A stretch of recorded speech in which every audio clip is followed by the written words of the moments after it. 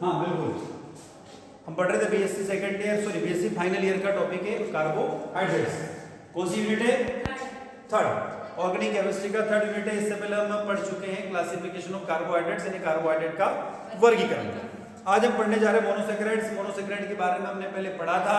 Monosaccharide किसे कहते हैं? तो ये एक सिंपल कार्बोहाइड्रेट होते हैं, यानी कि सरल कार्बोहाइड्रेट्स होते हैं, और जो आगे जल अपघटित नहीं होते हैं, यानी वाटर में हाइड्रोलिसिस नहीं होते हैं। एक खास बात थी कि जल में घुलनशील होते हैं, सोल्यूबल इन वाटर, और स्वाद में मीठे होते हैं, स्वीट इन टेस्ट, ये पढ़ चुके थे। अब हम बात करें यदि मोनोसेकेराइड को, तो मोनोसेकेराइड को यहाँ पर दो भागों में हम बांट सकते हैं। कितने भागों में बांट सकते हैं? दो भागों में बांट सकते हैं। एक को तो कहा जाता है एल्डोज, क्या कहते हैं इसको? एल्डोज। और दूसरे को कहा जाता है कीटोज। ठीक है,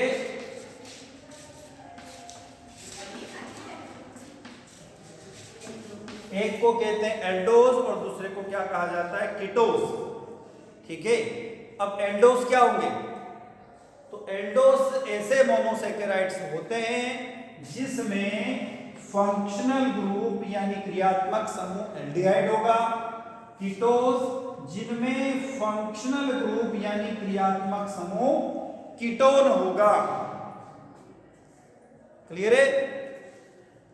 अब इन एल्डोज और इन कीटोज यानी मोनोसेकेराइड को मैं इनके कार्बन के आधार पर वर्गीकरण करूंगा कि नंबर्स ऑफ कार्बन, यानी कार्बन की संख्या के आधार पर इसका क्लासिफिकेशन किया जाए।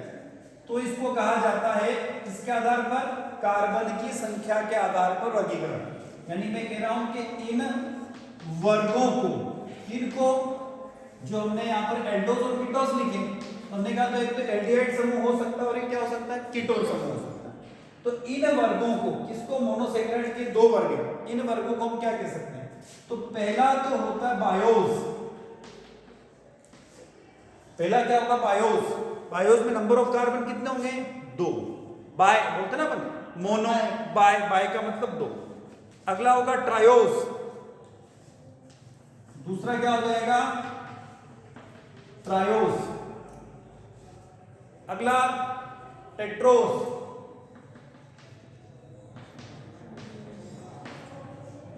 नेक्स्ट क्या होगा? चौथा पेंटोज। और छठा क्या हो जाएगा? हेक्सोज। ठीक है, 1 2 3 4 5 है ना, पांचवा हो जाएगा हेक्सोज। तो किसके आधार पर हमने बांटे? इनके किसके बेसिस पर? कार्बन की संख्याओं के आधार पर। ठीक है, हमने कहा triose, BIOS, triose, Tedros, pentose और हेक्सोस। ठीक है, अब मैं इनके आगे यदि एल्डो वर्ड लगा देता हूं तो Aldo BIOS, Aldo triose, Aldo Tedros, Aldo pentose और एल्डो हेक्सोस हो जाएंगे। क्लियर है? अब इनके फंक्शनल ग्रुप क्या हो सकते हैं?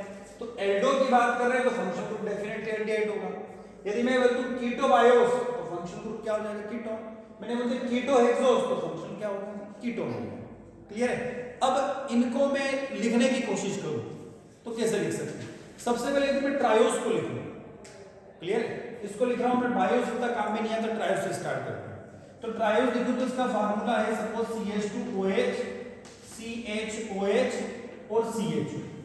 अब आपको यहाँ पे नंबर ऑफ कार्बन देखें तो 1 2 और 3, और 3 के साथ में आपको क्या दिखाई दे रहा है? फंक्शनल ग्रुप क्या? एल्डिहाइड, क्रियात्मक समूह एल्डिहाइड है। तो आप क्या लिखना? लिखोगे एल्डो ट्रायोस।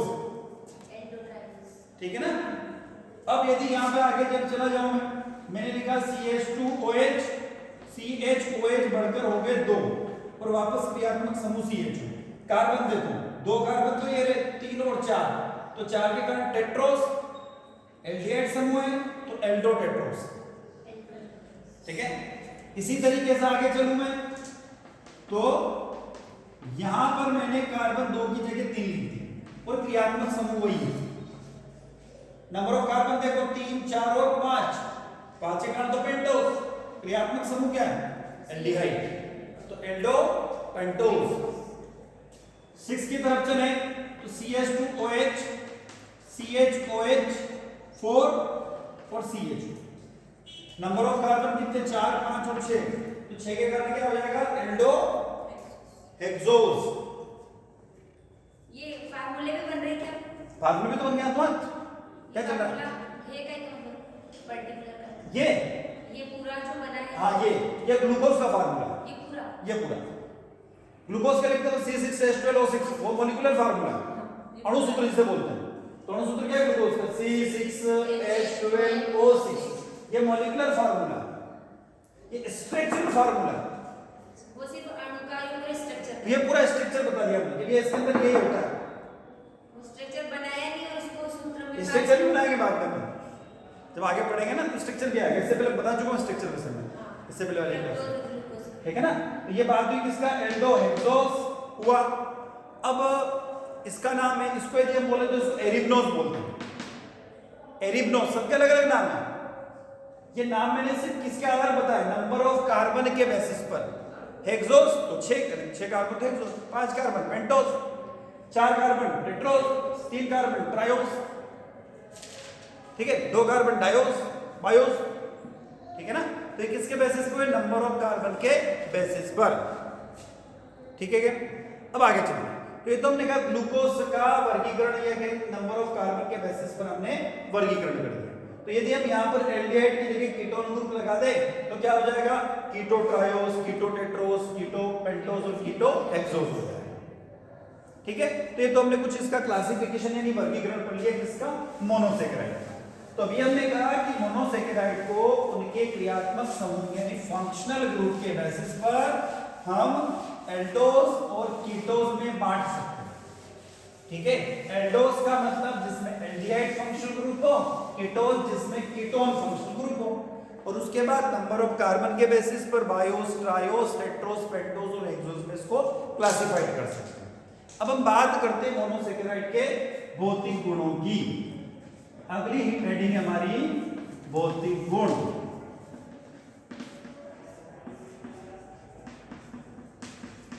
भौतिक गुण, फिजिकल प्रॉपर्टी। अब ग्लूकोज के बारे में आप सोच लो। ग्लूकोज सबने देखा है, सबने खाया है, ठीक है ना। ग्लूकोज हम खाते भी देखते हैं। तो जो ग्लूकोज की प्रॉपर्टी है ना, उस प्रॉपर्टी को बना के यहां लिख दो, कोई फिट होगी। क्या प्रॉपर्टी है? मोनोसेकेराइड, बोले ग्लूकोज नहीं बोल रहा हूं मैं, मोनोसेकेराइड बोल रहा हूं। मोनोसेकेराइड रंगहीन होता है, कलर नहीं होता उसका। ग्लूकोज सफेद कलर का दिखाई देता है ना, जिसका कोई कलर नहीं, तो कलर नहीं होता उसका। तो पहली लाइन क्या हो जाएगी? कलरलेस। तो मोनोसेकेराइड क्या होते हैं? कलरलेस, यानी कि रंगहीन होते हैं। एक बात और देखिए, जो ग्लूकोज होता है वो किस फॉर्म में होता है? क्या पाउडर होता है क्या? नहीं। टेल्कम पाउडर जो हम लगाते हैं, टेल्कम पाउडर जैसा होता है क्या? नहीं होता है। तो कैसा है? क्रिस्टल के फॉर्म में। तो क्या लिखेंगे? क्रिस्टलीय। सर स्टार्च की क्रिस्टलीय फॉर्म नहीं, स्टार्च पाउडर फॉर्म में होगा, बिल्कुल स्टार्च पाउडर फॉर्म में होता है, नॉन क्रिस्टलीय। ग्लूकोज का टेस्ट कैसा होता है? मीठा। तो स्वाद में मीठा, स्वीट इन अ टेस्ट। खास बात क्या है? क्या जल में घुलता है, पानी में घुलता है? बिल्कुल घुलता है। तो क्या लिखेंगे? जल में घुलनशील। सर घुलनशील और अपघटित दोनों में अंतर है। ये डिसॉल्व हो गया, घुल गया। अब घटित का मतलब तो टूट जाना। ये तो हो गया डिसॉल्व, जल में घुलनशील होता है, ठीक है। एक और अच्छा गुण होता है इसके अंदर, म्यूटा रोटेशन प्रॉपर्टी होती है, जिसको हम बोलते हैं ध्रुवण घूर्णक गुण, ठीक है। ध्रुवण घूर्णक आगे हम पढ़ेंगे। क्या होता है कि जब इस पर समतल ध्रुवित प्रकाश डाला जाता है तो वो ये इसके जो समूह है, इसके जो ग्रुप होते हैं, उस प्रकाश को घुमा देते हैं। तो उसको बोलते हैं हम म्यूटा रोटेशन गुण, यानी कि इसको क्या कहा जाता है?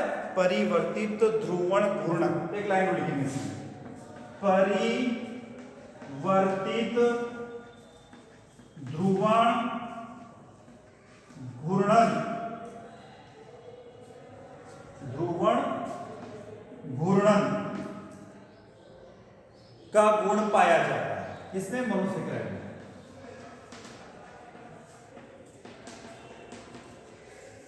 तो हम क्या बोल सकते हैं? म्यूटा रोटेशन का प्रॉपर्टी इसके अंदर होती है।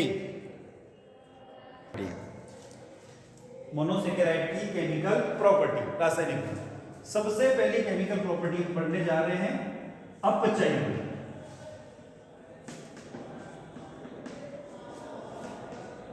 मतलब कि रिडक्शन। अब हम यहां पर मोनोसेकेराइड में सबसे बढ़िया एग्जांपल देंगे ग्लूकोज और फ्रुक्टोज का, बार बार उसी को पढ़ेंगे। ठीक, मैं पहले ले रहा हूं ग्लूकोज। ग्लूकोज का फार्मूला हम जानते हैं C6H12O6, पर हम वो नहीं लिखेंगे, हम इसका मॉलिक्यूलर फार्मूले की तरफ चल रहे हैं, स्ट्रक्चर फार्मूले की तरफ जा रहे हैं। मॉलिक्यूलर फार्मूले से क्या है? CH2OH, CHOH4 और CH, क्या ये? ग्लूकोज।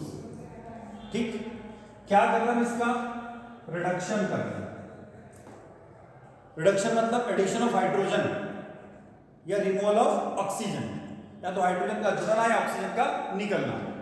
किसकी उपस्थिति में हो रहा है? तो NaHG और एक्वस मीडियम यानी कि जलीय माध्यम में। अब क्या हुआ उसको भी हम समझ लेते हैं। तो इसके अंदर क्या होगा कि यहां पर कितने हाइड्रोजन हम ऐड कर रहे हैं? 2। तो एक हाइड्रोजन तो जाएगा ऑक्सीजन के पास में, दूसरा जाएगा CH के पास में। क्या बन रहा देखना, CH2OH। तो हमारे पास में आगे क्या लिखा हुआ है? CH2OH, CHOH कितने हैं? 4, और वापस क्या बन गया? CH2OH। जिस कंपाउंड का नाम बना है, जो बना है, उसका नाम है सार्बिटॉल। क्या आपने इस कंपाउंड का नाम सुना कभी? हाँ? नहीं सुना? मैं बताऊं अभी कहां सुना। फ्रुक्टोज को भी पढ़ लेते, मैं बताता हूं। CH2OH, CHOH right, CO, CH2OH।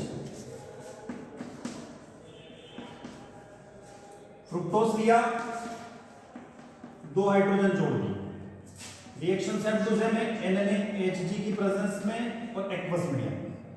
क्या बन रहा है? मैं यहां लिख रहा हूं CH2OH, CHOH। देखो 2 हाइड्रोजन जुड़े, ये कौन सा क्रियात्मक समूह है? CO, ketone. तो 2 हाइड्रोजन में से एक तो कार्बन के पास गया और एक हाइड्रोजन के पास गया, सॉरी कार्बन के पास में ऑक्सीजन के पास। तो CHOH, तो यहां CHOH कितने थे? 3 की जगह क्या लिखूंगा मैं? 4, और पीछे क्या लिखा होगा? CH2OH।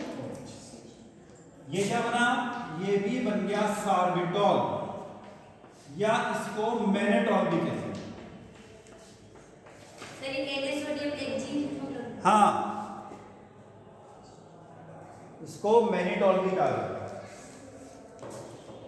अब ये सार्बिटॉल या मैनेटॉल आपने कहां देखा? हमारे दैनिक जीवन में काम में आता है। कहां देखा? तो हमारे घर में जो टूथपेस्ट होता है, ठीक है, टूथपेस्ट का जो टेस्ट होता है, यानी कि जो स्वाद में मीठा होता है, टूथपेस्ट क्या होता है? स्वाद में मीठा होता है ना? किसके कारण होता है? सॉल्बिटॉल के कारण। घर जाके हमारा जो टूथपेस्ट है उसके पीछे जो कंपोजिशन लिखा हुआ है, जितना भी कंपाउंड मार्केट से खरीद के लाते हैं, जो भी परचेस करते हैं, तो उसके पीछे लिखा है कंपोजिशन, हिंदी बोले तो घटक। तो पहला ही वर्ड आपको मिलेगा सार्बिटॉल। तो सार्बिटॉल जो रहता है उसके कारण हमारा जो टूथपेस्ट होता है वो मीठा होता है, इसके कारण होता है। क्लियर? ग्लूकोज के कंपेयर में थोड़ा सस्ता पड़ता है, इसलिए उसको मिलाया जाता है, और ये नुकसान कम पहुंचाता है, इसलिए उसको ऐड करते हैं। ठीक है ना? तो जो भी टूथपेस्ट है, सभी वैसे हम जितने भी टूथपेस्ट यूज करते हैं, सभी स्वाद में मीठे होते हैं। तो वो किसके कारण होता है? इसके कारण। ठीक, तो ये तो बात हमारी किसकी हुई? इसका रिडक्शन। अब आगे चलते हैं इसके ऑक्सीकरण की। टूथपेस्ट का माध्यम अम्लीय होता है ना? अम्लीय माध्यम होता है। हाँ, टूथपेस्ट एसिडिक, हल्का एसिडिक भी होता है, अल्कलाइन मीडियम में भी होता है। 2 तरह के टूथपेस्ट आते हैं। वैसे टूथपेस्ट को देखो ना, तो टूथपेस्ट का भी अलग अलग कंपोजिशन होता है।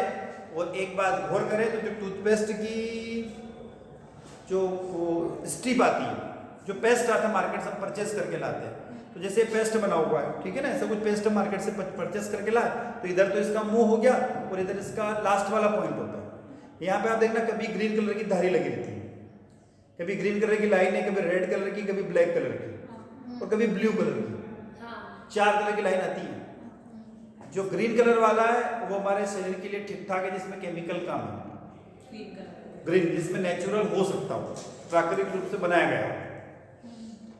जो ब्लैक कलर वाला है उसमें 100% केमिकल है। ठीक है, ब्लू कलर वाला मीडियम है और रेड कलर वाला खतरनाक होता है। 4 कलर वाला आता है पेस्ट। गौर करना, कभी खरीद मार्केट से परचेस खरीदता, ठीक है ना, 4 कलर में पेस्ट मिलता है। पर वैसे जो हम लोग करते हैं, जो भी हम जो घर में हमारा यूज होता है, अधिकतर उसके पीछे ग्रीन कलर की पट्टी लगी रहती है। कभी कभी रेड भी आती है, कभी ब्लैक भी आती है, कभी ब्लू भी आती है। 4 कलर की पट्टी आती है उसमें। जो 4 कलर की लाइन है वही उस टूथपेस्ट के बारे में हमें जानकारी देती है कि वो पीछे छोटी सी एक पट्टी रहती है, हल्की सी, हरी कलर की, लाल कलर की, काली कलर की और नीले कलर की। 4 कलर में आती है। तो अलग अलग पेस्ट पे अलग अलग होती है। चलो, तो ये तो बात हमारी किसकी हुई, रिडक्शन के बाद हम चलते हैं ऑक्सीकरण की तरफ। दूसरी रिएक्शन है ऑक्सीकरण।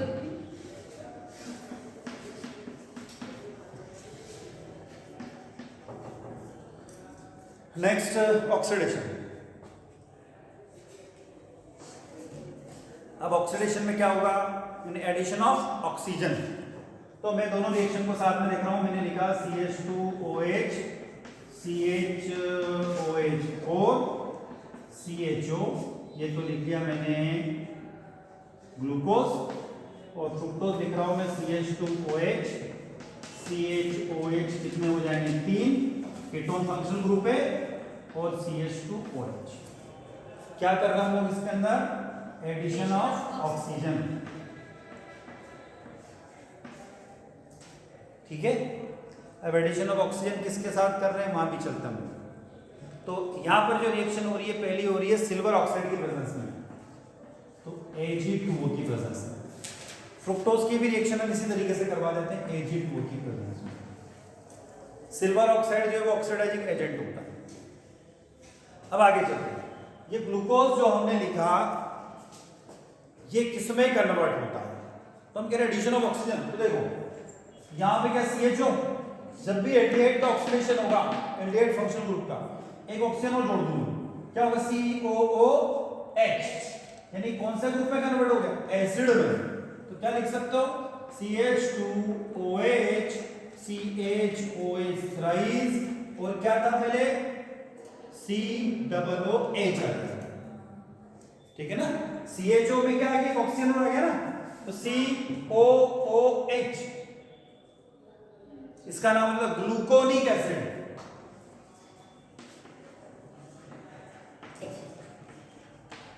Gluconic acid.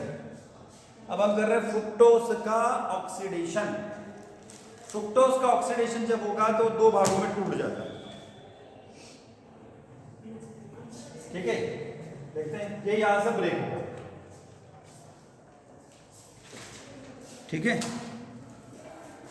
जब ये यहां से टूटा और इसका ऑक्सीडेशन हुआ, तो डेफिनेटली जब ऑक्सीडेशन हो रहा है तो ये ब्रेक हुआ, यानी कि टूट गया। ठीक, तो टूटेगा तो किधर टूटेगा, ऑक्सीजन इधर भी शिफ्ट होगा और इधर भी शिफ्ट होगा, दोनों तरफ ऑक्सीजन चले जाएंगे। ठीक है, जब दोनों तरफ ऑक्सीजन जा रहे हैं तो ये बीच में टूटने के कारण क्या बन रहा है, पहले वाले की बात कर रहा हूं। देखो CH2OH कितने थे, 3 की जगह मेरे पास में ले जाएंगे 2, और एक जो CHOH है वो कन्वर्ट हो जाएगा COOH। फिर आगे चलते हैं, दूसरे भाग की तरफ चलता हूं। दूसरे भाग में पीछे की तरफ क्या दिया हुआ, CH2OH, ये CO है, ये कन्वर्ट हो गया COOH। तो 2 भागों में टूटता है। पहले का नाम है ट्राई हाइड्रोक्सी ब्यूटेरिक एसिड और दूसरा ग्लाइकोलिक एसिड। टूटा तो सिर्फ ऑक्सीजन ही अलग हुई, हाइड्रोजन भी जा रहा है, हाइड्रोजन गिन लो। देखो 2 3 4 5 6 7 8 9 10 11 12, उधर पे ऑक्सीजन 12, हाइड्रोजन सॉरी फ्रुक्टोज का फार्मूला क्या है, खाली ऑक्सीजन बढ़े इधर, कितने बढ़े देख लो, 1 2 2 1 2 2 है ना, 2 ने 1 3, 3 में 2 5, 6 7 8, मतलब इसमें कितना ऑक्सीजन बना? 2। बाकी सब की हुई चीज। तो इसके दो नाम है, पहले वाला जो कंपाउंड उसका नाम है ट्राई हाइड्रोक्सी ब्यूटेरिक एसिड और अगले का नाम है ग्लाइकोलिक एसिड। ये इसका ऑक्सीडेशन होने पर ऐसा कुछ होता है। अब आगे चलते हैं। इसकी ग्लूकोज और फ्रुक्टोज का एक नेचर होता है, उसको बोलते हैं रिड्यूसिंग नेचर, अपचायक प्रकृति। चलो क्या होता है उसके तरफ। ये सब एग्जाम पॉइंट ऑफ व्यू से इंपॉर्टेंट है, ध्यान रखना, ठीक है, पढ़ना ही तो परीक्षा में आने की इनकी पॉसिबिलिटी रहती है। चलो तीसरी प्रॉपर्टी,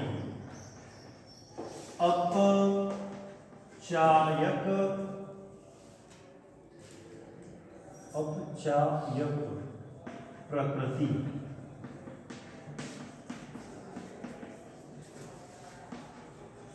रिड्यूसिंग नेचर यानी कि अपचायक प्रकृति। तो हम पढ़ रहे क्या, रिड्यूसिंग नेचर यानी कि अपचायक प्रकृति। अपचायक प्रकृति में हम देख रहे हैं क्या, सबसे पहले मिल गया ग्लूकोज। ग्लूकोज की रिएक्शन किसके साथ हो रही है? फेलिंग सॉल्यूशन के साथ में। तो फेलिंग सॉल्यूशन को अपचयित कर देता है, रिड्यूस कर देता है। कौन? ग्लूकोज। ग्लूकोज फेलिंग सॉल्यूशन को रिड्यूस कर देता है यानी कि अपचयित कर देता है। और फेलिंग सॉल्यूशन को रिड्यूस करने के बाद में ये कॉपर ऑक्साइड क्यूप्रिक ऑक्साइड में बदल जाता है। बोर्ड पे क्या लिखा हुआ है? Copper oxide. किस में बदल गया? क्यूप्रिक ऑक्साइड में बदल गया। अभी हम देखते हैं कॉपर और क्यूप्रिक ऑक्साइड में क्या अंतर है, उसको भी समझेंगे, ठीक है। और ऐसी कंडीशन में ये फेलिंग सॉल्यूशन ग्लूकोज के साथ रेड प्रेसिपिटेट यानी कि लाल अवक्षय देता है। देखिए रिएक्शन क्या होता है। अब यहाँ पे क्या हुआ, एक ऑक्सीजन यहाँ से निकल के किधर चला गया? CHO के पास। क्या बन गया? हमने थोड़ी देर पहले बनाया था CH2OH। क्या है? CHOH कितने 4 और ये किसमें बदल गया? COH। ग्लूकोनिक एसिड बनाया था थोड़ी देर, ठीक। प्लस क्या बच रहा है? तो देखो ऑक्सीजन चला गया तो कॉपर कितने हैं? 2। ऑक्सीजन क्या हो गया? 1। क्यूप्रिक ऑक्साइड में बदल गया। ऑक्सीडेशन स्टेट क्या हो गई, ठीक है। कॉपर ऑक्साइड किसमें चला गया? क्यूप्रिक ऑक्साइड में बदल गया, ठीक। और यही क्या देता है? रेड प्रेसिपिटेट देता है, लाल अवक्षय प्राप्त होते हैं, ठीक है। तो क्या किया? फेलिंग सॉल्यूशन और ग्लूकोज की रिएक्शन हुई तो फेलिंग सॉल्यूशन लाल अवक्षय में बदल जाता है। और यहां पे क्या हुआ कि जो ग्लूकोज होता है, यह ग्लूकोज और फ्रुक्टोज क्या होते हैं? सुगमता से यानी कि आसानी से ऑक्सीकृत हो जाते हैं। तो रिड्यूसिंग एजेंट का मतलब होता है खुद का ऑक्सीकरण करना और पड़ोसी का क्या करना? रिडक्शन कर देना या अपचयन कर देना। तो इसमें यहां देखें तो ऑक्सीजन कितने थे? 2। ये ऑक्सीजन कितना है? 1। यानी एक ऑक्सीजन की यहां पे डेफिशिएंसी यानी कमी हो जाती है। अब आगे बात करें, ये क्या लिखा हुआ है? फ्रुक्टोज। इस फ्रुक्टोज की रिएक्शन वापस किसके साथ हुई? फेलिंग सॉल्यूशन के साथ। तो फ्रुक्टोज की अभिक्रिया फेलिंग सॉल्यूशन के साथ होती है तो क्या होगा? जो भी हमने रिएक्शन देखी थी वही होगी, ठीक है ना। थोड़ी देर पहले रिएक्शन देखी थी वो की हुई होगी। क्या हुई थी? ये यहां से टूटेगा तो देखो क्या बना? CH2OH। CHOH कितने हो जाएंगे? ट्वाइस और COH प्लस क्या बचा हुआ है? तो वापस CH2COOH प्लस Cu2O यानी ट्राई हाइड्रोक्सी ब्यूटेरिक एसिड और ग्लाइकोलिक एसिड बन जाता है।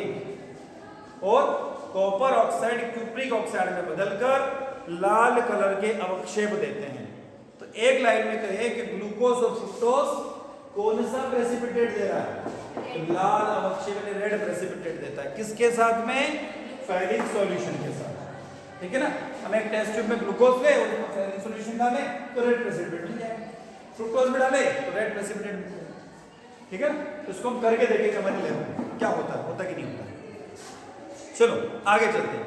ग्लूकोज के बाद हम चल रहे किसके पास में? फ्रुक्टोज के पास में। ठीक है, ग्लूकोज फ्रुक्टोज दोनों की होगी। अब हम चल रहे हैं नेक्स्ट रिएजेंट, हमारे पास टोलेन रिएजेंट। टोलेन अभिकर्मक क्या होता है? तो हमने यहाँ पे लिखा सिल्वर ऑक्साइड है, इसको क्या बोलता हूँ? Tollens reagent. इस टेस्ट को कहा जाता है सिल्वर मिरर टेस्ट, हिंदी बोले तो रजत दर्पण परीक्षण। कक्षा 11वीं 12वीं में आता पढ़ने को, रजत दर्पण परीक्षण है, सिल्वर मिरर टेस्ट। अब सिल्वर मिरर टेस्ट क्या होती है उसकी तरफ चलते हैं। तो सेम टू सेम रिएक्शन है, क्या है देखो, यहां पर भी ऑक्सीजन निकल कर किधर चला गया? CHO के पास। क्या बना? CH2OH। CHOH कितने हो गए? 4, और ये किसमें बदल गया? COH। यहां पे क्या हो गया? 2 सिल्वर। और इस 2 सिल्वर बनने के कारण ही वो टेस्ट ट्यूब आपको चांदी के जैसे चमकदार दिखाई देता है। सिल्वर मिरर टेस्ट के नाम से इसको जाना जाता है। अब अगली रिएक्शन में देखिए, यहां पर फ्रुक्टोज में 2AgO2 लिया जाता है। क्या बन रहा है? जैसे ये बना था वैसी रिएक्शन होगी। CH2OH CHOH ट्वाइस और COOH प्लस क्या लिख देंगे? CH2 एक मिनट, यहां था CH2OH और COOH, ये था ना ये वाला पोर्शन, इसमें भी होगा CH2OH COOH प्लस 2OH। तो कहने का मतलब ग्लूकोज और फ्रुक्टोज दोनों क्या करेंगे कि फैलिंग सॉल्यूशन को रेड प्रेसिपिटेट में और टोलेन अभिकर्मक को सिल्वर मिरर में परिवर्तित कर देते हैं।